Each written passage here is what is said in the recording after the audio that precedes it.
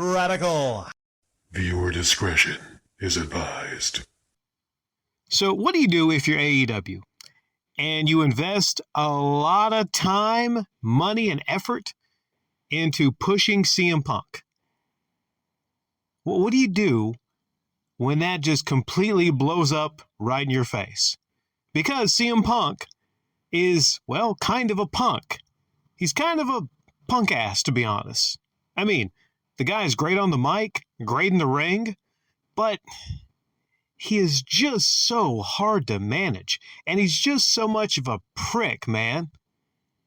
I mean, there's a reason he's not in WWE anymore. He's just hard to work with. He's a guy that gets in his own way, has to have things his own way, and is honestly kind of a fucking diva when you think about it. I mean, there's a lot of you that want to like CM Punk. And for good reason. Like I said, great on the mic, great in the ring.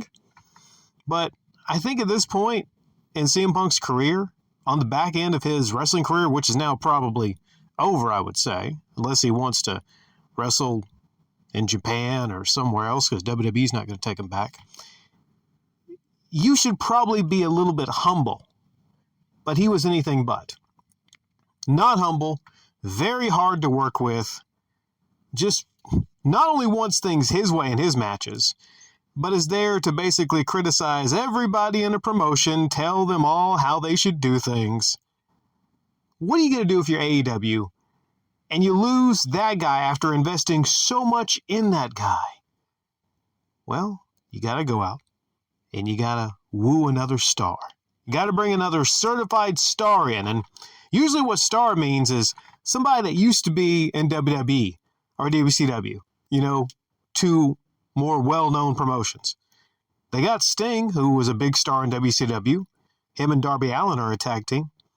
Speaking of them, Sting was in the ring, and he was getting beat down by a Christian. I'm not sure if he goes by Christian Cage. Pretty sure he goes by Christian. I'm not sure if there's a different last name. And two other guys, one big guy and one small guy. I don't know what their names are. They were beating down Sting. And then you see this video trailer of a guy showing up there in a classic black muscle car. Then you see somebody get out of the car. You don't see who it is. The lights turn out. And we hear, the band that did that theme? One of the best themes in wrestler history, I would say. Metalingus. You know what you hear? On the stage, we see clearly everything has come to light. I'm not a good singer. I'm a great talker, not a good singer, admittedly. But man, I was fucking singing along, man. Here comes Edge in his black leather jacket, looking badass, man. Came down to the ring, and Christian had the chair there. So he hands it to the chairman. Edge, who is known for doing his concerto, where he puts a chair up under the head of an opponent, then brings the other chair down, and yeah, it looks pretty gruesome. Can't feel that great. I know, wrestling is fake, but that really can't feel that great to somebody's noggin. Well, Sting is just out there laid out, and you can almost sense that he was going to turn on them because Sting was laying face up. So that would have been particularly brutal. Not the back of the head, but the face. I'm thinking oh man, Sting's in the 60s. I don't know if he wants to take a shot like that, Jeez.